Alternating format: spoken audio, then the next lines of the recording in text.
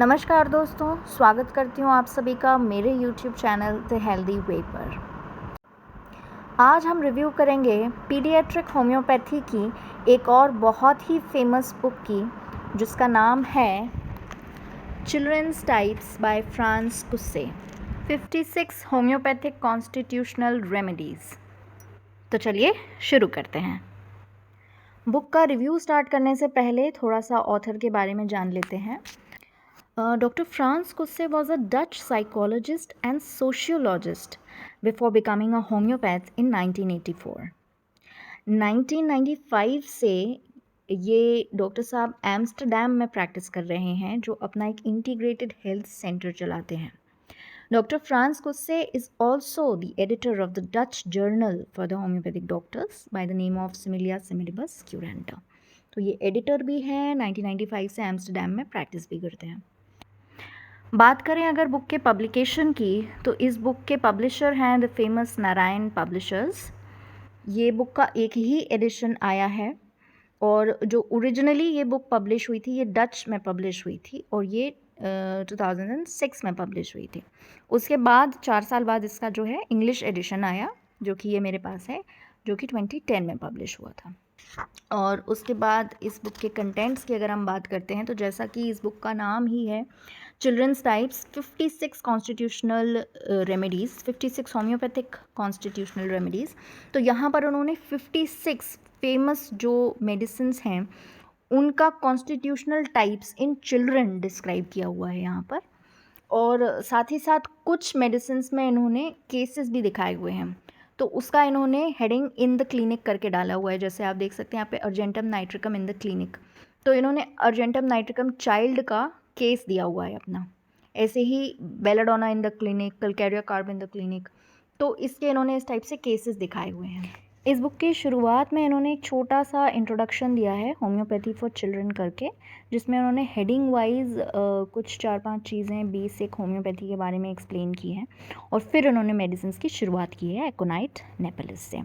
तो इस बुक की अगर सबसे अच्छी बात करें, तो इसकी जो लैंग्वेज है वो बहुत सिंपल लैंग्वेज, एक जिसको बोलते हैं यूज़र फ्रेंडली फॉर्मेट है इस बुक का पूरा। तो न सिर्फ प्रैक्टिशनर्स बल्कि इन जनरल लेमैन जो पेरेंट्स हैं और जो होम्योपैथी में इंटरेस्ट रखते हैं, वो भी इस बुक को पढ़कर काफ़ी कुछ चीज़ें समझ सकते हैं। तो एक बड़ा ही पेरेंट फ्रेंडली अप्रोच है इस बुक का, और जो चाइल्डहुड इलनेसेस रहते हैं उसको बहुत ही अच्छे से इन्होंने सिंपल लैंग्वेज में एक्सप्लेन किया है। आप देख सकते हैं इन्होंने यहाँ पर कुछ मेडिसिन्स में पिक्चर्स का भी इस्तेमाल किया है, ताकि ये अपनी बातों को, कुछ फिज़िकल अपीयरेंसेस को पिक्चर्स के माध्यम से अच्छे से बता सकें।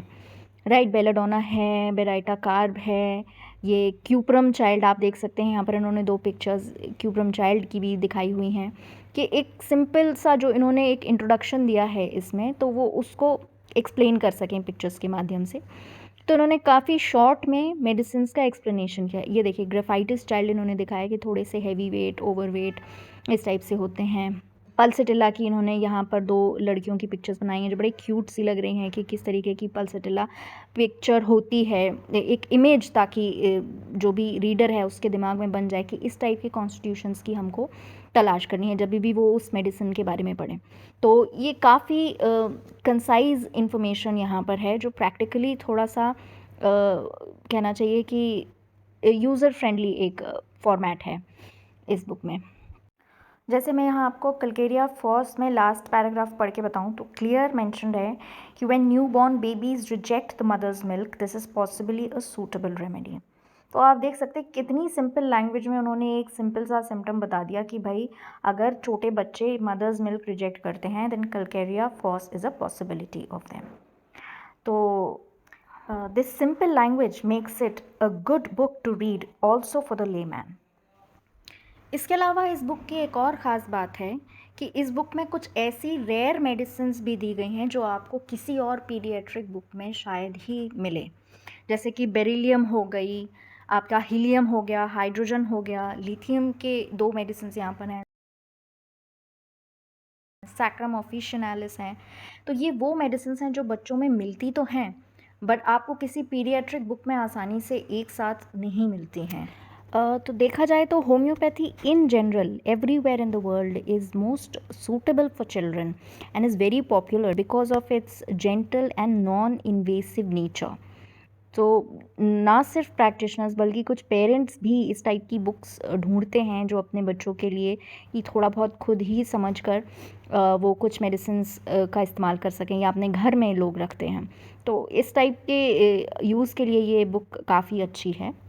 बात करें अगर इस बुक की अवेलेबिलिटी की तो ये इसके पब्लिशर्स नारायण बिरला की वेबसाइट पर अवेलेबल है इन 34 यूरोज़, जो कि इंडियन रुपीज़ में लगभग 3077 रुपीज़ होते हैं। इसके अलावा होम्योपैथी बुक कंपनी की वेबसाइट पर ये 32 पाउंड्स में अवेलेबल है, यानी कि इंडियन रुपीज़ में लगभग 3400 रुपीज़ में। बाकी अमेज़ॉन पर भी ये उपलब्ध है, इसका जर्मन एडिशन किंडल में उपलब्ध है और जो इंग्लिश एडिशन है इसका वो 6498 यानी लगभग 6500 रुपये में उपलब्ध है। तो काफ़ी महंगी बुक है ये उस हिसाब से, लेकिन पढ़ने के लिए it's just a delight to read this book. तो अगर आप एक बुक लवर हैं और पीडियाट्रिक होम्योपैथी में इंटरेस्ट रखते हैं तो डेफिनेटली आपको ये बुक काफ़ी पसंद आएगी। अगर आप भी ये बुक लेना चाहते हैं तो सभी का लिंक मैंने डिस्क्रिप्शन बॉक्स में दे दिया है।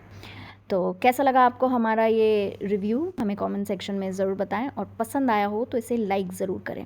साथ ही अगर आपने ये बुक कहीं पढ़ी है तो वो भी हमारे साथ ज़रूर शेयर करें। Thank you so much for watching. नमस्कार।